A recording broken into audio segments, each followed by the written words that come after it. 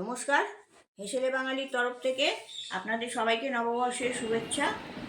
আজ আমি আপনাদের জন্য নিয়ে এসেছি ট্রাইবাল চিকেন কারি।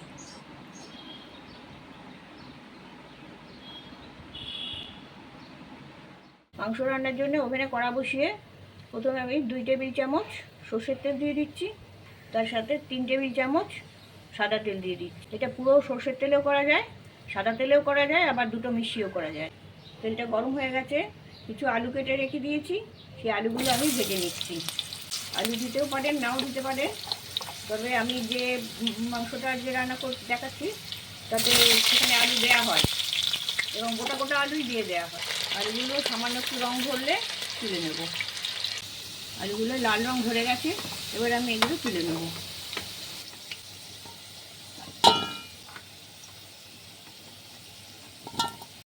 আলু ভাজার পরে 5-6টা এরকম ছোট ছোট রসুন গোটা একটু ভেজে নিতে হবে। এই রান্নার বিশেষত্বই হলো এই রান্নায় এরকম গোটা রসুন একটু লালচে করে ভেজে তাতে দিয়ে দিতে হবে।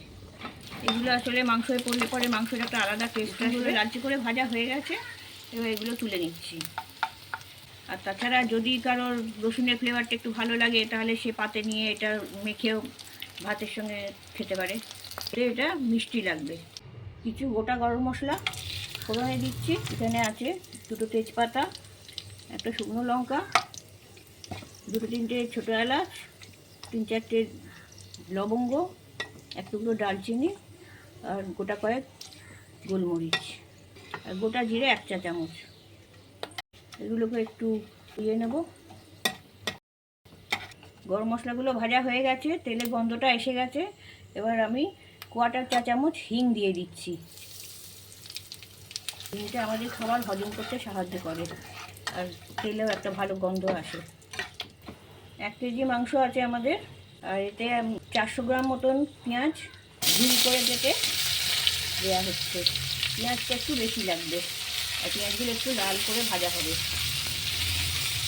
পেঁয়াজে কিছুটা নুন দিয়ে দিচ্ছি, তাড়াতাড়ি ভাজা হয়ে যাবে। পেঁয়াজগুলো যতক্ষণ না লালচে রঙ ধরছে ততক্ষণ আমি এগুলো ভাজতে থাকবো। পেঁয়াজগুলো লাল হয়ে গেছে, এবার 15 মিনিট ধরে এটা আমি ভাজছি। ভেজে এটাকে এরকমভাবে নরম করে নিয়েছি। এটা একটু ধৈর্য ধরে ভাজতে হবে, যাতে এটা পরে মুখে না পড়ে, বেশ নরম নরম হয়ে যাবে, সব গলে যাবে। সেই রকমভাবে এটা ভেজে নেবেন। 2 টেবিল চামচ আদা রসুনের পেস্ট দিয়ে দিচ্ছি।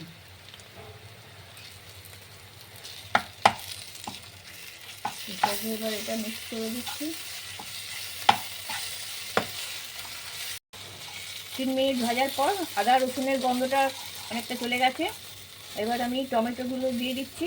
এটা 3টে মিডিয়াম সাইজের টমেটো কাটা আছে, এগুলো এবার একটু পেস্ট করে ভেজে নেব।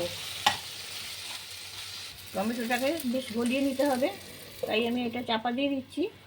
2-3 মিনিট এটা এরকমভাবে চাপা দিয়ে রেখে দেবো, তাহলেই গলে যাবে।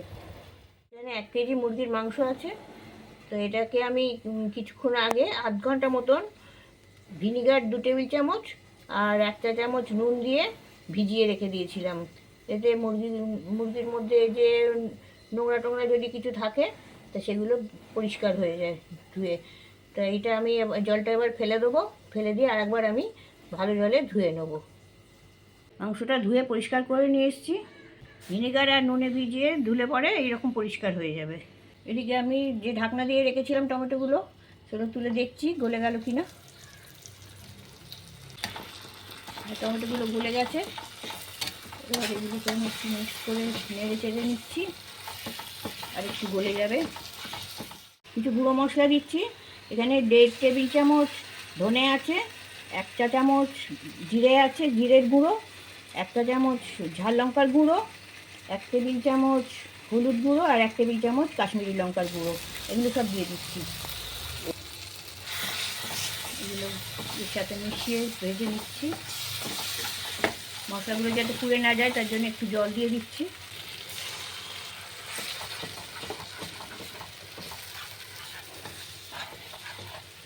ওভেনে আঁচটা আমি কমিয়ে দিচ্ছি। এখানে 100 গ্রাম দই ফেটিয়ে রেখে দেওয়া আছে, এটা আমি দিয়ে দিচ্ছি। এটা আমি এর সাথে মিশিয়ে নিচ্ছি। যতক্ষণ না দইটা ফুটে ওঠে ততক্ষণ এইভাবে নেড়ে যেতে হবে, তা নাহলে দইটা ফেটে যেতে পারে। এবার মশলাটা ফুটতে শুরু করেছে, সামান্য তেলও ছেড়ে আসছে। এবার আমি একটু নুন চিনিটা দিয়ে দেবো। এই সময় পরিমাণ মতো নুন দিয়ে দিচ্ছি। পেঁয়াজ ভাজার সময় আমি একটু নুন দিয়েছিলাম, সেটা হিসেবের মধ্যে রেখে নুনটা দেবেন। 1 চা চামচ চিনি দিচ্ছি, এতে রঙটাও ভালো আসবে আর স্বাদের ব্যালেন্সটাও ভালো হবে। দেখুন নুন চিনি পড়তেই মশলার রঙটা কেমন বদলে গেল। এবার আস্তে আস্তে তেল ছাড়ছে, আর একটুখানি আমি কষিয়ে নেব। ওভেনের আঁচটা আমি হাই ফ্লেমে দিয়ে দিয়েছি, আর একটু নাড়াচাড়া করতে করতে তেলটাও আর একটু ছেড়ে গেছে। এবার আমি মাংসটা এতে দিয়ে দিচ্ছি। মাংসটা দিয়ে আমি আরও 2-3 মিনিট মশলার সাথে কষিয়ে নেব। এটা আদিবাসী ঘরানার একটা রান্না, এতে শিলে বাটা ঝাল মশলার ব্যবহার অনেক বেশি, কিন্তু আজকে ব্যস্ত জীবনে কম সময়ের মধ্যে গুঁড়ো মশলার ব্যবহার করে বেসিক রান্নাটাকে ঠিক রেখে শহুরে স্বাদের সঙ্গে সামঞ্জস্য করে কিছু মশলার এদিক ওদিক করা হয়েছে। আশা করি আপনাদের ভালো লাগবে। এইভাবে যদি ধৈর্য ধরে একটু রান্না করা যায় আর স্টেপ বাই স্টেপ মেনটেন করা যায়, তাহলে যে কোনো রান্নাই খেতে খুবই সুস্বাদু হবে। মাংসের গাগুলো সাদা সাদা রং বেরিয়ে এসছে, তো এইবার আমার ওইগুলো কষানো হয়ে গেছে। এবার আমি আলু আর রসুনটা দিয়ে দেবো। সেটা গরম জল করে রেখেছি, গরম জলটা আমি দিয়ে দিচ্ছি। এবার আমি একটু মিশিয়ে দিচ্ছি সবার সঙ্গে। ওদের জায়গাটা একটু ছোটো হয়ে গেছে, কিন্তু ওটা সেদ্ধ হয়ে গেলে ঠিক হয়ে যাবে। আমি মশলার সাথে পুরো মাংসটা ওলট পালট করে নিয়েছি, আরও একটু গরম জল দিয়ে দিচ্ছি। মাংস আর আলু সমান সমান জলটা গরম জলটা দেওয়া হয়েছে। হ্যাঁ, এইটাই সেদ্ধ হবে।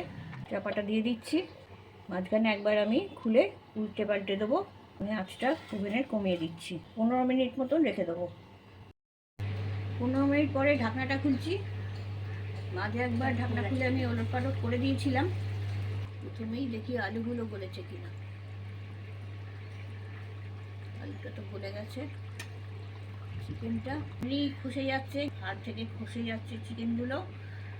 জলটা একটু বেশি রয়েছে, আমি আর একটু জলটা কমিয়ে নেব, তাহলে আমাদের ট্রাইবাল চিকেন রান্না তৈরি হয়ে যাবে। খুব সাধারণ স্টাইলে এই রান্নাটা তৈরি হয়, বেশি কিছু মশলা দিয়ে। সাধারণ স্টাইলে রান্না করলেও খেতে খুবই সুন্দর হয়। আপনারা করে দেখবেন, ভালো লাগবে। এখন এটা যে পজিশনে আছে, যদি ভাতের সঙ্গে খান তাহলে এইরকমই রেখে দেবেন। আর যদি লুচি পরোটার সঙ্গে যদি এটা খাওয়া হয়, তাহলে ঝোলটা একটু কমিয়ে একটু গ্রেভিটা ঘন করে নেবেন।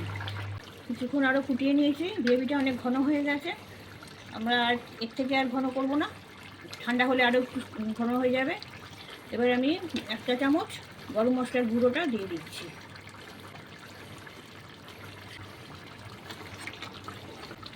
মিশিয়ে দিচ্ছি এটা। এই রান্নাটা আপনাদের কেমন লাগলো সেটা কমেন্টে জানাবেন, আর বাড়িতে তো অবশ্যই ট্রাই করবেন।